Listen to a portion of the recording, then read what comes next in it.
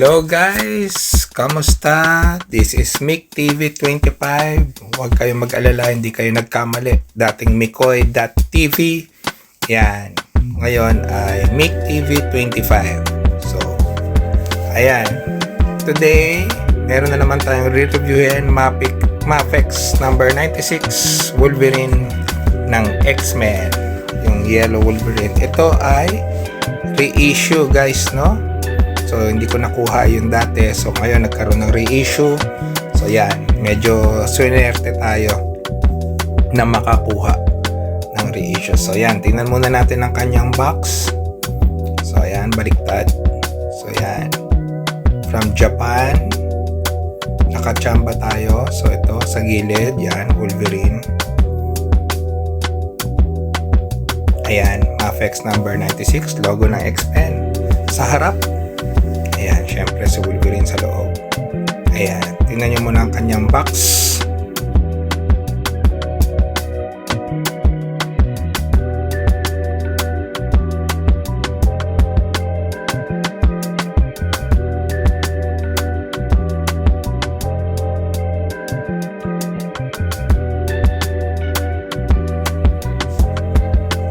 So, ito guys, na-unbox na natin. Nakalabas na siya sa kanyang box. Tingnan muna natin ang details ng Wolverine na ito. Ayan. Yung sa balat, no?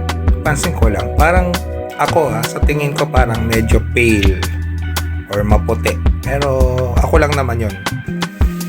So ayan. Kita nyo. Napakalinis na pintura ng Mafex. So ayan. Napakaganda ng kanyang tiger stripes. Ayan guys. So sa mga kasama, ayan, meron siyang angry face na naka-mask. Ayan yung details. Next, meron siyang unmasked head. Ayan, walang maskara. So ayan, ang ganda ng paint ng kanyang hair.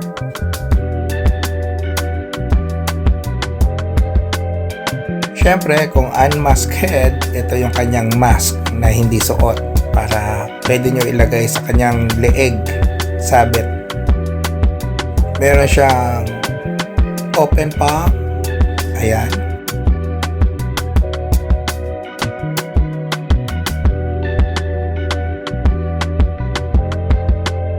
Siyempre, hindi mawawala ang hands niya na merong claws. Yan, ang weapon ni Wolverine, no? Ayan, tingnan nyo yung details, yung pagkakapintura.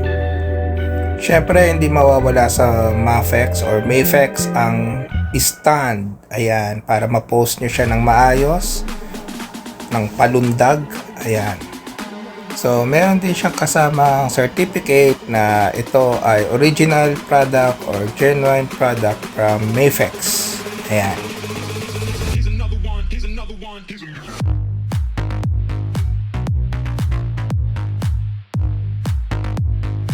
So ayan, sa part na ito ay susubukan ko damihan ang mga poses ni Yellow Wolverine or ni Mafex Wolverine. Sana magustuhan ninyo ang mga poses na ginawa ko.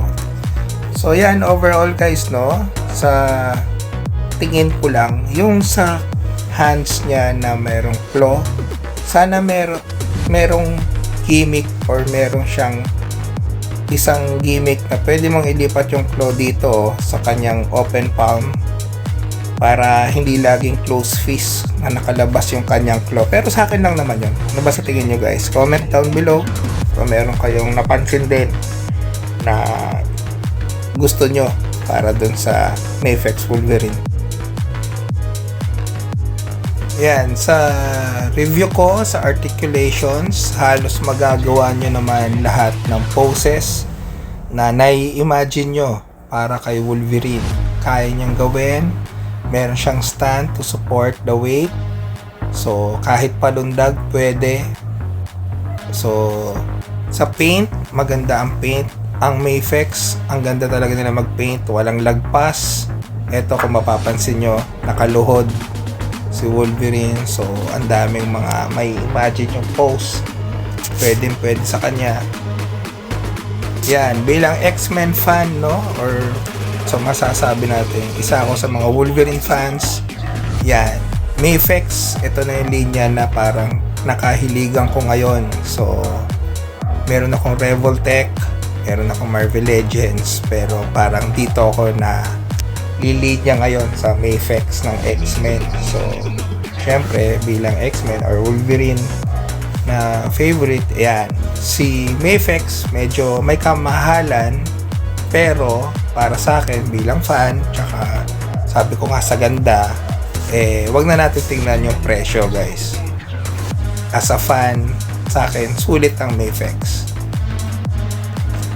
So, medyo nakachamba tayo, no? Nag-reissue sila. Ang hirap habulin na nung unang labas. Napakamahal. At least kaya nag-reissue. Ito pala, guys, Marvel Legends Colossus. Yan, tinabi ko siya. Ayan, so maliit. Ibabato ko sana siya yung style nila na parang cannonball. Pero, yan na lang muna. Hindi ko pa binubuksan yung stand.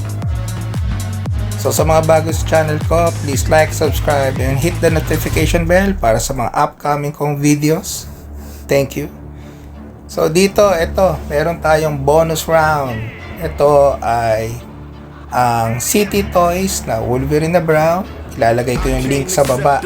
Nauna ko siyang ma-review, no? So ito ay Mafex reissue. Kung titingnan nyo, medyo mas mataas si Mayfex ng konti. Yung reissue, mas malapad din ng konti.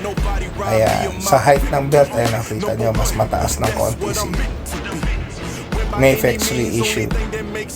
So ayan, susubukan natin, no? Papakita ko lang sa inyo kung kasya ba ang extra head ng Mayfex reissue doon sa City Toys na ito, mas astig, galit. Ayan, so maluwag. Ayan din, medyo malapad din ang muka para dun sa katawan. So gaano siya kaluwag, guys? Susubukan natin. Ayan, ganyan po siya kaluwag. So yan, napapansin nyo, ano? So magkaiba ang sukat ng City Toys sa Mayfex reissue. Ilalagay ko yung link sa review ko ng City Toys. Sana mapanood nyo rin, sana magustuhan nyo.